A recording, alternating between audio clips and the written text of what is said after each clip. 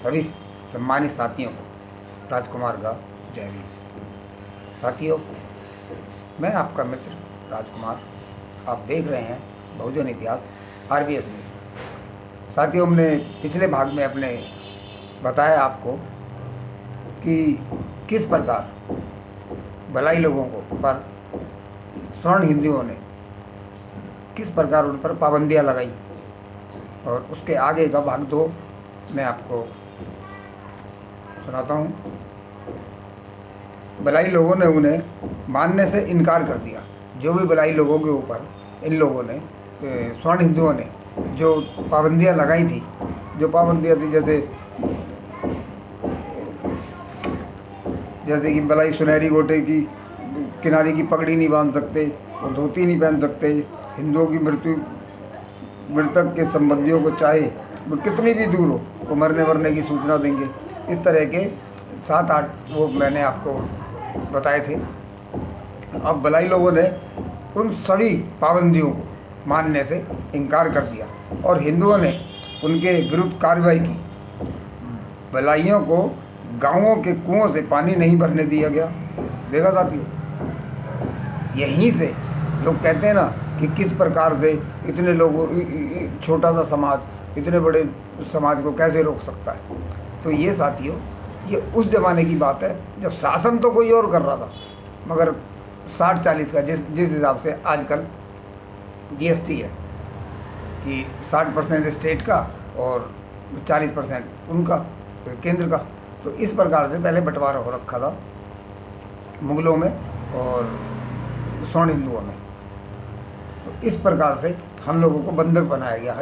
इस प्रकार से हम लोगों के अधिकार छीने, हम लोगों के पानी पीने का अधिकार देखो किस हिसाब से, किस तरह से छीना साथी। भलाइयों को गांवों के कुओं से पानी नहीं भरने दिया गया।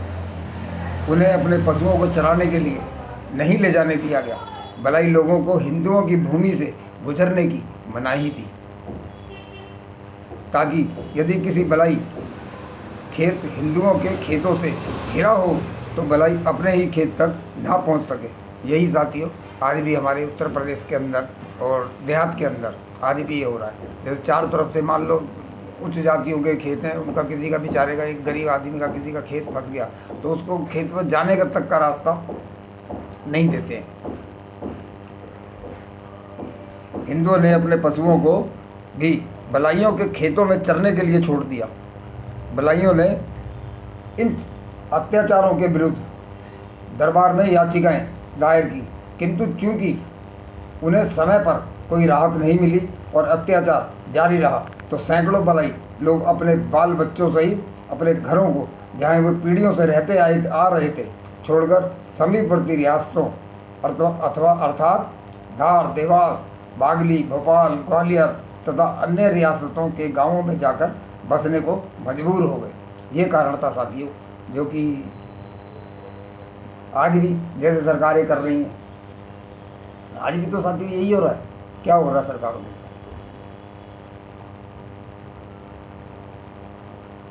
अपने नए घरों में उनकी क्या स्थिति रही उस पर फिलहाल हम विचार नहीं करेंगे। गुजरात में कबीठा की घटना तो पिछले ही वर्ष घटी है। उस समय की बात है साथियों, जिस समय किताब 1936 में बाबा साहब ने लिखी। गुजरात में कबीठा की घटना तो पिछले ही वर्ष घटी है। कबीठा के स्वर्णों ने अछूतों को आदेश दिया कि अपने बच्चों को सरकार द्वारा चलाए जा रहे गांव के आम स्कूल में ना भेजें। ये देखो, ये सरकार की तरफ से आदेश हो रहा है। इसी प्रकार से आज भी सरकार ऐसे कानून बनाती है जो कि हमारे वो समझ नहीं पाते। कॉन्स्टिट्यूशन को हमारे बहुत आधा भारत अभी समझ नहीं पाया, क्योंकि वो धर्म के पाखंडों में उलझा पड़ा है।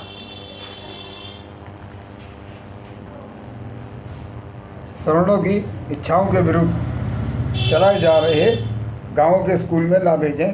स्वर्णों की इच्छाओं के विरुद्ध नागरिक अधिकार का प्रयोग करने का साहस करने के लिए कबीठा के अछूतों को कितने कष्टों का सामना करना पड़ा, सभी जानते हैं। इसे विस्तार से बताने की आवश्यकता नहीं है। एक अन्य घटना गुजरात में अहमदाबाद जिले के जानू गांव में हुई।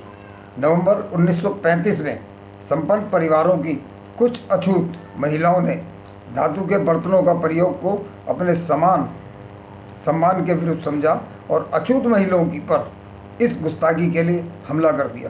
साथ ही धातु के बर्तन में जैसे पीतल है, सिल्वर है, स्टील है, आजकल तो स्टील है, पहले तो स्टील नहीं थी, तो उस बर्तनों में खाना खा लिया तो महिलाओं को बुरा लग गया। जो स्वर्ण महिलाएं थी उनको बुरा लग गया।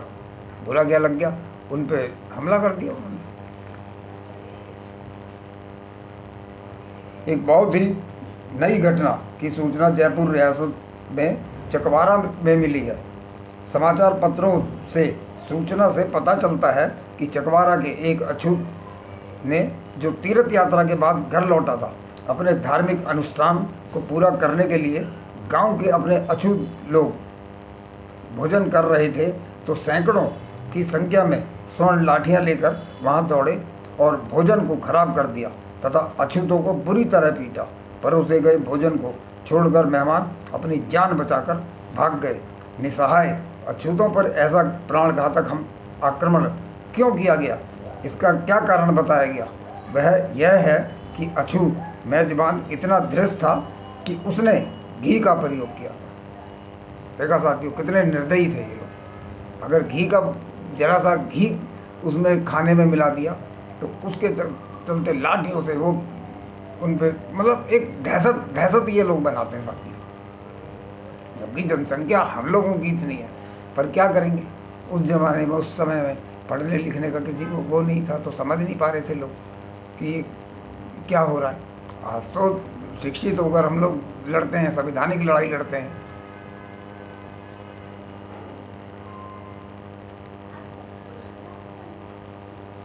और उसके अछूत मेहमान इतने मूर्ख थे कि उसे खा रहे थे।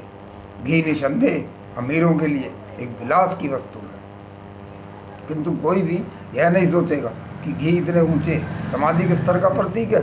चकवारा के स्वर्णों ने इसका दूसरा अर्थ लिया और उन अछूतों द्वारा उनके साथ की गई गलती के लिए स्वर्णों के धार्मिक क्रोध में उनसे बदला लिया। जिन्होंने अपने भोजन में घी परोसकर उनका अपमान किया था, उन्हें यह जानना चाहिए था कि हिंदुओं के सम्मान की बराबरी नहीं कर सकते। इसका यह अर्थ है कि किसी अछूत ने घी का प्रयोग नहीं करना चाहिए, किसी भी अछूत को घी का प्रयोग नहीं करना चाहिए। क्या साथियों, आज जितना भी एससी समाज है, क्या घी नहीं खा रहा? बताइए। फिर भी लोग उसी पाखंड में संवैधानिक जीवन को छोड़कर 1950 में साथियों बाबा साहब B.R. अम्बेडकर, जो दलितों के 80% के मसीहा हैं, पूरे भारत के लिए उन्होंने एक इतना महत्वपूर्ण काम किया है जिसको लोग समझ ही नहीं पा रहे। उन्होंने एक संवैधानिक जीवन दिया है लोगों को, कर्म कांड पाखंड के जीवन से निकालकर संवैधानिक जीवन किया। हर आदमी के जीवन में उसको कानून से चलना है, उसको संविधान से चलना है। आजकल आदमी पर हुआ क्या कि 1950 से ही ये स्वर्ण लोग हमारे भारत के उस पर सत्ता पर आसीन हो गए। अब आसीन हो गए तो वो जो संवैधानिक जीवन था वो हम लोगों तक नहीं पहुंच पाया, हम लोगों तक यानी जनता तक। अब जनता तक कैसे पहुंचेगा जब हमारे वोट लेकर बिठाते तो हम ही है ना उनको, वो हमारे लिए तो कुछ करते नहीं हैं। संवैधानिक जीवन वो लोग खुद जीते, और हम लोगों के लिए वो ऐसा कोई जीवन हम लोगों के लिए वो चाहते हैं। ये लोग इसी दलदल में, इसी पाखंड में और इसी भ्रमजाल में फंसे रहें। हमें जो भी सच्चाई है वो हम लोगों तक नहीं पहुंच पाती, और सच्चाई पहुंचने के लिए इसीलिए बाबा साहब ने साथी बोला कि शिक्षित बनो, संगठित रहो, मतलब एक साथ संगठन में रहो और संघर्ष करो, हरदम हमेशा संघर्ष करते रहना। आज देखिए आप, जिनको भी लोग ये नीले पटके वाले जितने भी हैं बोलते भीमटा बोलेंगे, कुछ बोलेंगे, तो उससे कोई फर्क नहीं पड़ता। केवल संवैधानिक जीवन हम ही लोग ही जीते हैं, हम ही लोग जागरूक लोग हैं, और दूसरे लोग समझ ना आए, मतलब दूसरे लोगों को हम लोग संवैधानिक जीवन क्या है वो समझा नहीं पाए, तो उनको कहते ये तो अछूत हैं, ये लोग, ये इनके पास में उठना नहीं है, इनके पास में बैठना नहीं है, और ये छोटी जाति के लोग हैं। इस ढंग से लोगों को भ्रमित कर दिया जाता। आज तो काफ़ी ओबीसी समाज हमारा समझ आ गया है, क्योंकि जितना समाज शिक्षित होगा, कॉन्स्टिट्यूशन को, अपने संविधान को पढ़ेगा, तो उसको समझ में आएगा कि आज का भारत उस प्राचीन काल जो मुगलों के टाइम का और अंग्रेज़ों के टाइम का भारत नहीं है। बाबा साहब ने ये एक ऐसा जीवन सबको दिया है जिसको खाली साथियों पढ़ने की और समझने की ज़रूरत है। देखिए, आप पढ़ेंगे तभी आप IAS, IPS, डॉक्टर, अच्छी अच्छी पोस्टों पे जाएंगे, पूरे देश को, भारत का प्रतिनिधित्व करेंगे। अब हम जब पढ़ेंगे नहीं तो हम कहाँ तक आगे जाएंगे, क्या करेंगे? इन्हीं कर्मकांड और इन्हीं ढकोसलों में यहाँ से तो हम हैकअप हैं, यहाँ से हम लोग समझ नहीं पाएंगे कुछ। आज भी लोग पढ़ लिख के, उनको वो शिक्षा नहीं दी गई जो शिक्षा, क्योंकि 1947 से शिक्षा किसके हाथ में थी? जब से देश आज़ाद हुआ, अंग्रेज़ों से हमारा देश आज़ाद हुआ, शिक्षा किसके हाथ में थी? जिसके हाथ में गई उसने अपने ढंग की शिक्षा नागरिकों को, जैसे बोलते हैं ना, कुएँ में, एक कुएँ के अंदर 4 मेंढक डाल दो तो वही कुएँ के मेंढक बनाए हुए। जब तक वो शिक्षा नहीं लोगे, लोग शिक्षा लेके उच्च शिक्षा में नहीं जाएंगे। विश्वविद्यालय में आजकल के बच्चे क्या करते हैं कि आप देखेंगे ओपन से पढ़ लिया, उसको पढ़ाई लिखाई नहीं बोलते, वो खाली डिग्री लेना बोलते हैं। अब विश्वविद्यालय में जाएंगे तो वहाँ विश्व की पढ़ाई होती है साथी। विश्व की पढ़ाई का मतलब है विश्व का ज्ञान आपको मिलेगा। जो ज्ञान कुएँ से मतलब आप मेंढक बाहर निकलेगा, जब बाहर निकल के देखोगे, जब देखोगे अरे ये तो जीवन ही अलग है, ये तो हम किस जीवन में, किस झंझट में पड़े हुए थे। तो इसलिए अपने बच्चों को ज़्यादा से ज़्यादा रेगुलर कॉलेजों में भेजें। इसलिए आज कॉलेजों की फीसें इतनी बढ़ा दी गई हैं ताकि हमारे बच्चे जो हैं वो रेगुलर कॉलेजों में ना जा पाएँ, खाली ओपन से पढ़ के ऐसे ही वो हो जाएं, तो समझ नहीं पाएंगे कुछ। हम भी वीडियो बनाने की हम लोगों को इसलिए ज़रूरत पड़ती है कि हमारे बच्चे उस लैंग्वेज को, उस भाषा को नहीं समझ पाते, पर हमारे बच्चे अब हमारी भाषा को, हमारी पढ़ाई को समझ पाएंगे। इसलिए हमारा ये मकसद है, हमारा कोई कमाई का मकसद या कोई ऐसा मकसद नहीं है।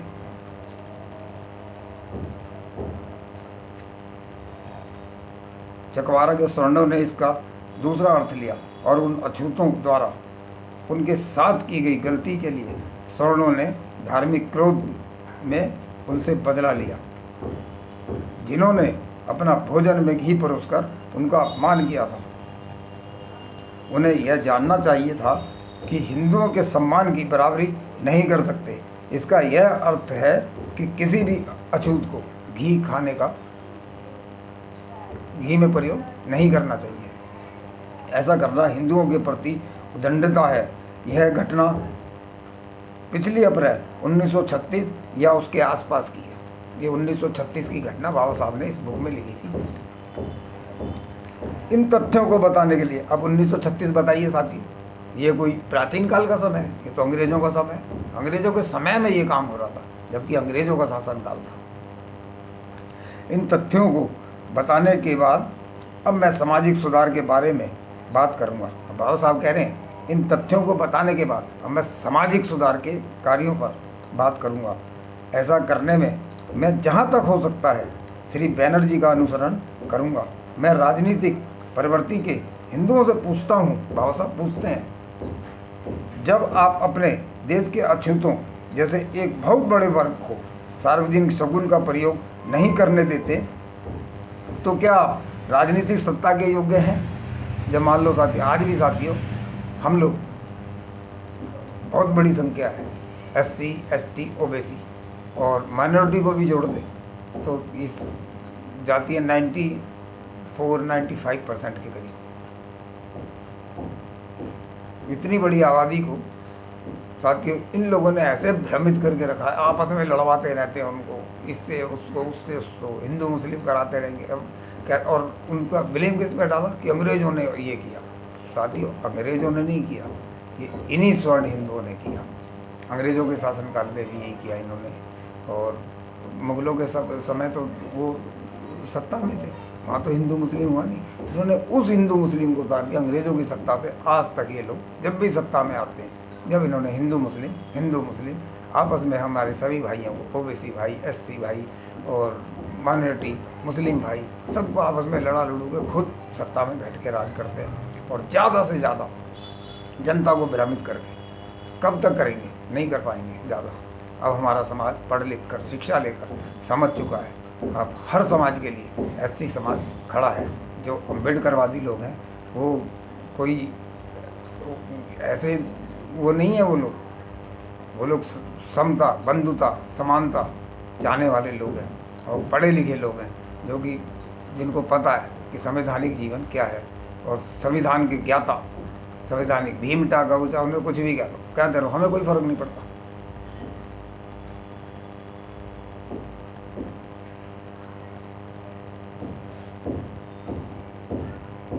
जब आप अपने ही देश के अछूतों को, एक बहुत बड़े वर्ग को सार्वजनिक स्कूल का प्रयोग नहीं करने देते, तो क्या आप क्या राजनीतिक सत्ता के योग्य हैं? जब आप उन्हें अपनी पसंद के आभूषण और वेशभूषा धारण नहीं करने देते, तो क्या आप राजनीतिक सत्ता के योग्य हैं?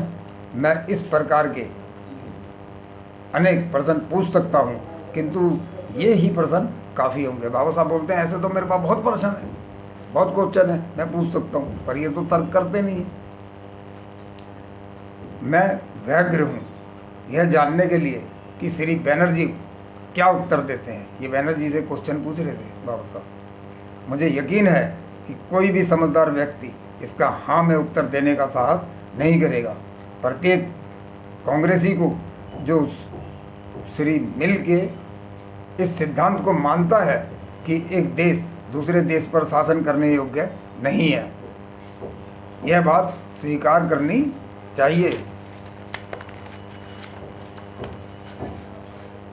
कि एक वर्ग दूसरे वर्ग पर भी शासन करने योग्य नहीं है। कब यह कैसे हुआ कि सामाजिक सुधार दल लड़ाई हार गया? इसे सही रूप में समझने के लिए इस प्रकार पर ध्यान देना जरूरी है कि समाज सुधारक किस प्रकार से समाज सुधार के लिए आंदोलन कर रहे हैं। इस संबंध में यह आवश्यक है हिंदू परिवार सुधार के अर्थ में समाज सुधार और हिंदू समाज के पुनर्गठन और पुनर्निर्माण में के अर्थ में समाज सुधार, इन दोनों में अंतर किया गया। दोनों में अंतर क्या? पुनर्गठन में और पुनर्निर्माण में। गठन और निर्माण के अर्थ में, समाज सुधार में, इन दोनों में किया गया अंतर। पहले प्रकार के समाज सुधार का संबंध मुख्य रूप से ऊंची जाति के प्रबुद्ध हिंदुओं से था, जो जाति प्रथा के उन्मूलन के लिए आंदोलन करना आवश्यक नहीं समझते थे या उनमें इसके लिए आंदोलन करने का साहस नहीं था। उन्होंने जबरन विधवापन, बाल विवाह जैसी बुराइयों को जो उसमें फैली हुई थी और जिन्हें वे खुद महसूस करते थे, दूर करने की भारी आवश्यकता का महसूस किया। वे हिंदू समाज में सुधार करने के लिए प्रश्न पर ही केंद्रित था। इनका संबंध जाति प्रथा को तोड़ने के अर्थ में सुधार से नहीं था। समाज सुधारकों ने इस मुद्दे को कभी नहीं उठाया। समाज सुधारकों ने ये जातिवादी मुद्दों को और भेदभाव के मुद्दों को, सामाजिक सुधार के मुद्दों को कभी साथियों उठाया ही नहीं उन लोगों ने। यही कारण है कि सामाजिक सुधार दल समाप्त हो गया। जो भी सामाजिक सुधार के वो थे वो सब खत्म हो गए थे, जब किसी ने सुना ही नहीं उनको। मैं जानता हूँ, बाबा साहब कहते हैं, मैं जानता हूँ कि यही दलील इस तथ्य को नहीं बदल सकती कि राजनीतिक सुधार को वास्तव में सामाजिक सुधार से वरीयता मिली, किंतु तर्क का अगर अधिक नहीं तो इतना मूल्य तो है ही। इससे स्पष्ट होता है कि समाज सुधारक क्यों सफल नहीं हुए। इसी से पता लगता है साथियों कि जो भी समाज के अंदर समाज सुधारक हुए वो क्यों सफल नहीं हुए। इससे हमें यह भी समझने की सहायता मिलती है कि राजनीतिक सुधार दल ने सामाजिक सुधार दल के ऊपर जो विजय प्राप्त की वही कितनी सीमित थी, और यह विचार कि सामाजिक सुधार के राजनीतिक सुधार में सुधार से पहले होने की आवश्यकता नहीं थी। ऐसा विचार केवल तभी उत्पन्न होता है जबकि समाज सुधार का अर्थ परिवार सुधार का हो। यह तथ्य है कि राजनीतिक सुधार समाज के पुनर्गठन के अर्थ में सामाजिक सुधार के ऊपर वरीयता प्राप्त नहीं कर सकता। एक ऐसा शोध प्रबंध है जिस पर मैं समझता हूँ, बाबा साहब कहते हैं, एक ऐसा शोध प्रबंध है जिस पर मैं समझता हूँ मतभेद नहीं हो सकता। राजनीतिक संविधानों के निर्माता को सामाजिक शक्तियों को ध्यान में रखना चाहिए। इस तथ्य को फर्डिनेंड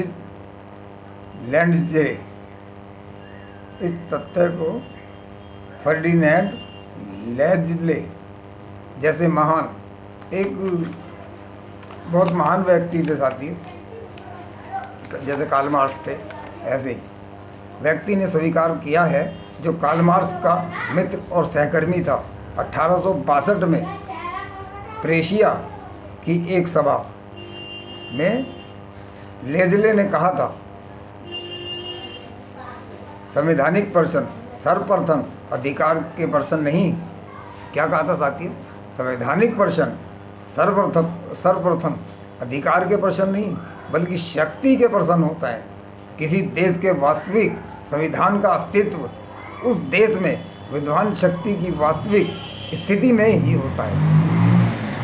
अतः राजनीतिक संविधानों का मूल्य और स्थायित्व केवल तभी होता है तब कि ये शक्तियों की उन शर्तों को सही ढंग से प्रकट करते हैं जो किसी समाज में विद्वान होती हैं।